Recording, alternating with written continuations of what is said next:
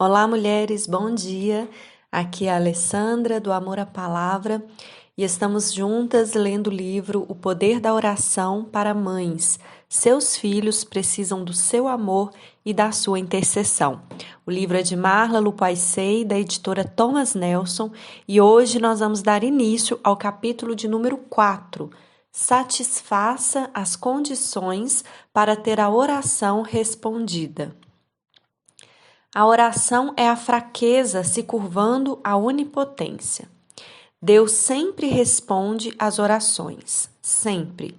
Ele diz sim, não ou espere. Talvez ele nem sempre responda às nossas orações da maneira que gostaríamos, e talvez ele nem sempre nos dê o que pedimos. Você não está contente?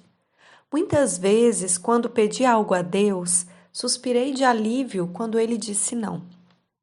Vivenciei, no entanto, outras ocasiões em que buscava desesperadamente um sim dele. Nas minhas orações pareciam não ter sido escutadas. E tive que fazer um exame no meu coração para ver se estava pedindo com o coração puro, pelos motivos certos e de acordo com a vontade do Senhor. É interessante observar que diversos princípios da Bíblia indicam que é mais provável que o nosso Pai Celestial honre determinadas orações, tanto o pedido quanto os indivíduos que o fazem, com um sim do que outras. Como queremos ser mães guerreiras de oração, que vivem em constante comunhão com o nosso Senhor, façamos juntas um exame do nosso coração e nos perguntemos se satisfazemos essas condições. Conforme lê a lista, peça ao Espírito Santo para indicá-la qualquer condição que possa causar uma fissura na sua vida de oração. No fim do capítulo, a guiarei em uma oração que a ajudará a confessar e a liberar qualquer atitude prejudicial ou motivo impuro para que possa ver, ouvir e discernir claramente a vontade de Deus para você e para seus filhos. O mais importante é ter a mente que Deus é o Deus da graça. Ele não espera que sejamos perfeitas, nem que hajamos antes de Ele responder às nossas orações. O Senhor, em sua misericórdia, honra as orações de pecadoras arrependidas. Do contrário, nenhuma de nós poderia ter um relacionamento com Ele. Esses princípios alimentam o nosso pensamento e nos convencem dos nossos pecados, se o Espírito Santo nos liderar. Espero que eles a inspirem a eliminar qualquer coisa na sua vida que possa bloquear o seu diálogo íntimo com o Pai na oração. Minha esperança é que você, ao começar a implementar as orações e os princípios desse livro, já tenha visto um progresso impressionante e experimentado avanços notáveis em sua vida de oração. Espero que colha bênçãos abundantes como resultado de envolver cada um dos seus filhos com a oração. Fico espantada com o progresso espiritual, físico, emocional e intelectual que Deus efetuou na vida dos meus filhos quando oro por eles usando os princípios, as passagens bíblicas e as orações deste livro. A minha filha desabrochou em uma bela jovem e o meu filho desenvolveu um espírito meigo e atencioso. Alguma de vocês tem um testemunho como esse? Se esse for o seu caso, regozijo-me com você. Agora, quero capacitá-la a derrubar qualquer barreira restante que possa impedir você e os seus filhos de experimentar o melhor de Deus todos os dias. Alinhemos a nossa vida com as condições que Deus esboça para nós nas Escrituras para termos as orações respondidas. Eis aqui as 10 principais. Número 1. Aproxime-se de Deus com uma atitude de humilde submissão. Tiago 4,7 nos lembra de que temos de nos submeter a Deus, e essa atitude deve ocorrer em relação a tudo.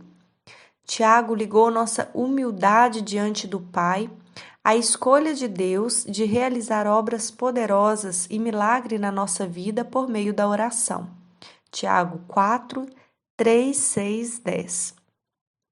A Bíblia também diz que Jesus ofereceu orações e súplicas. Aquele que podia salvar da morte, sendo ouvido por causa da sua reverente submissão. Hebreus 5:7. Deus ama responder às orações de mães devotadas. Acredito que Ele tem muita consideração por mães guerreiras de oração que se ajoelham diante de seu trono e dizem: seja feita a sua vontade. Com uma atitude de humildade e submissão, somos mais poderosas quando estamos ajoelhadas. É na oração que está a verdadeira ação. Número 2. Vá a Deus com motivos puros. Tiago 4, 2, 3 afirma: vocês cobiçam coisas e não as têm. Matam e invejam, mas não conseguem obter o que desejam. Vocês vivem a lutar e a fazer guerras. Não têm porque não pedem. Quando pedem, não recebem, pois pedem por motivos errados para gastarem seus prazeres. Quando orar por seus filhos hoje, peça a Deus para revelar quaisquer motivos impuros que possam bloquear as suas orações. Além disso, considere os tipos de bênçãos pelas quais tende a orar.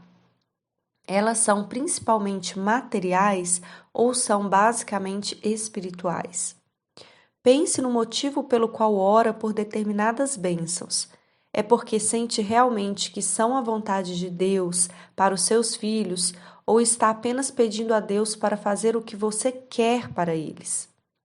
O seu foco está nas bênçãos materiais, em posição e realização terrenas e coisas que indicam sucesso mundano, ou está preocupada com que os seus filhos busquem o coração de Deus e os valores do seu reino? 3. Não peça nada que contradiga a palavra de Deus. Quando orar para si mesma e para os seus filhos, guarde-se de pedir por algo que se oponha ou que entre em conflito com os princípios de Deus, conforme ensinado nas Escrituras. Por exemplo, se o seu filho solteiro fala com você sobre ir morar com a namorada antes de se casar, você precisa orar para perguntar a Deus se essa é a vontade dele? É claro que não. Tenha cuidado para não borrar as linhas do que Deus denomina bom e agradável. Romanos 12, 2. Você é a guardiã dos seus filhos. Suas orações e a sua sabedoria ajudam a impedir que eles tomem decisões que não sejam a melhor de Deus para eles. Em casos em que a coisa certa não está clara, passe tempo em oração com seus filhos antes de ajudá-los a fazer uma escolha piedosa. Quando o próximo passo não está claro, ore e espere. Número 4. Tenha fé sem duvidar. Tiago 1,6 diz que temos de pedir, porém com fé, sem duvidar, pois aquele que duvida é semelhante à onda do mar, levada e agitada pelos ventos. Claro que o Senhor sabe que somos frágeis. Às vezes, nosso sofrimento nos faz duvidar do seu amor ou do seu desejo de responder a determinada oração. Nesse caso, ore para Deus aumentar a sua fé e acabar com a sua dúvida. Às vezes, você precisa clamar: Senhor, eu creio, ajuda-me a vencer a minha incredulidade. Como o homem de Marcos 9:24, que levou o filho que estava sofrendo até Jesus. Este, derramando sua extraordinária compaixão, curou-o. Ele fará o mesmo por você, quando lhe levar as suas dúvidas e os seus medos. Conte-lhe todas as suas mágoas e também as suas aspirações, as suas esperanças e os seus sonhos referente aos seus filhos e depois deixe tudo no altar.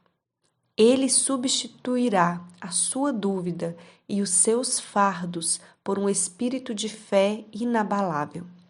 Você já notou o contraste entre ser preocupada e ser uma guerreira? Ouvi dizer que a preocupação é como uma cadeira de balanço. Ela lhe dá algo para fazer, mas não a leva a nenhum lugar. Um autor comentou que não há nada que possamos fazer em relação a 70% de nossas preocupações. Com o que nos preocupamos? 40% com coisas que nunca acontecem. 30% com o passado, que não pode ser mudado. 12% com críticas feitas pelos outros, em sua maioria inverdades. 10% com a saúde, que piora com o estresse da preocupação. 8% com problemas reais, que podem ser resolvidos. Deixe Deus carregar as suas dúvidas. Ele a levará, hoje mesmo, da condição de preocupada para a de guerreira. Amém, queridas? Terminamos por aqui. Amanhã terminaremos o capítulo de número 4. Fica com Deus, tenha um bom dia na presença do Senhor.